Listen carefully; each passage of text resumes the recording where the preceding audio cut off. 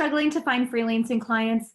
Maybe you've got leads coming in and plenty of calls lined up, but you're not converting them into paying clients. I'm about to get tough love with you. Put on your big girl panties because these are the real reasons you weren't hired. I'm Lauren Golden here with a new episode of Free Mama TV, showing moms like you how to start and run a successful freelancing business from home. Subscribe to my channel and hit the bell to be notified when I post a new episode of Free Mama TV right here each and every Tuesday. Stop me if this sounds familiar. You spend days preparing for a discovery call with a potential client. You get a sitter for the kids, get a friend to take your dog for a walk, and make sure you have a backup set of headphones just in case. You've thought of absolutely everything and played out every possible scenario in your head.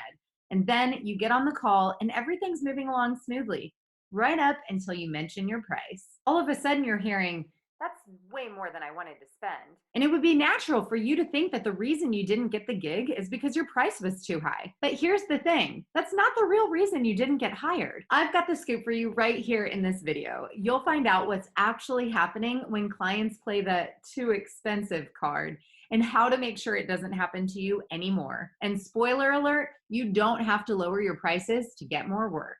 Promise. Let me start off by telling you flat out, there's no way that your prices are too high. If anything, you're probably undervaluing the work that you do. I promise you that there are people out there who are charging twice or even 3 times as much as you, and they're completely booked. It's not about the price at all. So let's just set that piece aside for a bit and focus on what's really happening here. Whenever I hear a free mama tell me that a potential client said her price was too high, that tells me 3 things right away. Number 1, you didn't pre-qualify the prospect before your discovery call. Number 2, you didn't sell a solution to a problem. And number 3, you let the prospect interview you on that discovery call. Have you ever had a client tell you that your price was too high? Drop me a comment in the chat below. Let's take a closer look. You should never ever get on a discovery call if you haven't done a bit of background work first.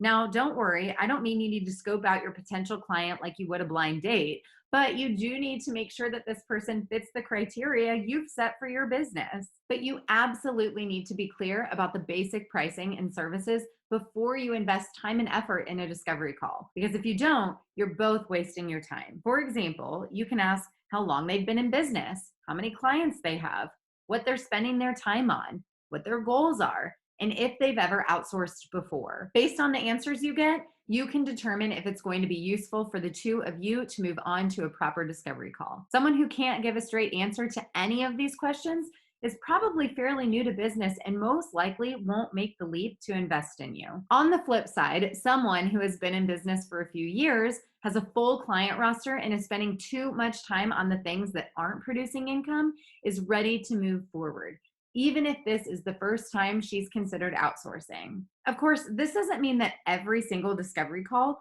will turn into a paying client, but putting in the time to pre-qualify your leads will definitely pay off in the long run.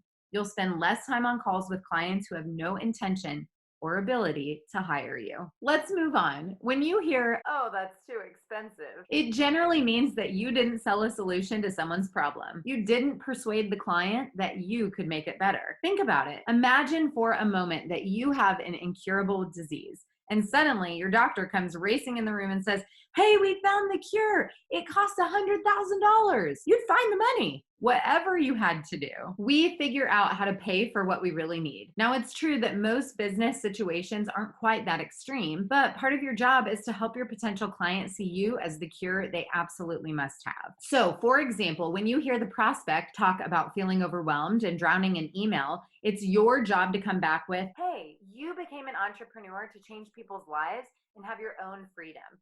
You're staying up until 11 p.m. answering emails, which means you're not out there sharing your message with the people who need to hear it. I can give you back that time you need to grow your business effectively, and I can serve your clients with the highest level of passion and care." You absolutely have to be able to articulate the problem you're going to solve for them. It's not email management. It's giving them back time. It's caring for their clients. It's not posting on Instagram. It's growing their audience and expanding their reach. Make sense? Great. Now let's get into the third thing I mentioned, that you let the prospect prospect interview you on the discovery call. If you spent your entire discovery call answering questions, then you're almost undoubtedly going to get that pushback on price when you send over a proposal. That's because you need to be in complete control of the discovery call from the first moment. And if you need help with that, I've got a whole video for you on how to run discovery calls like a rock star and drive the conversation exactly where you want it to go.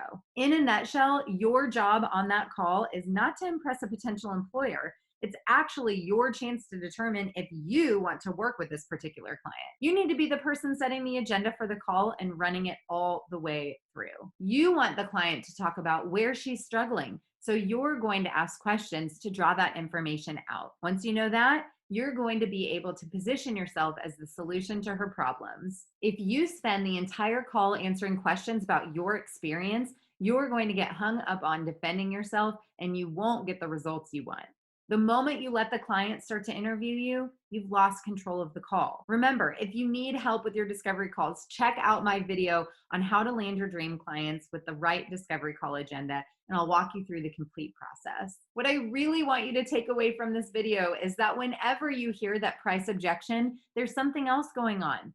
People will always find a way to pay for what they truly need. So you have to position your solution as something this person can't live without. And now you know the real reason you weren't hired. Still not quite sure how to guide the conversation with your prospective clients?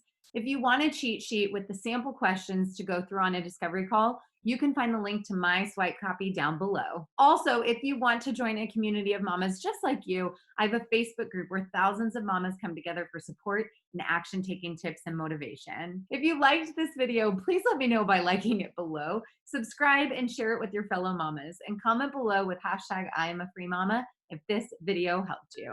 Let's see where we're at now. Okay, here we go. Damn, sounds brutal. When clients play the two, did I say that right? When clients play.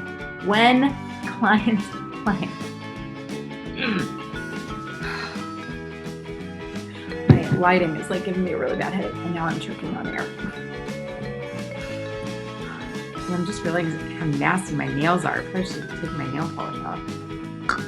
Please let me know by nope. Such a good time together.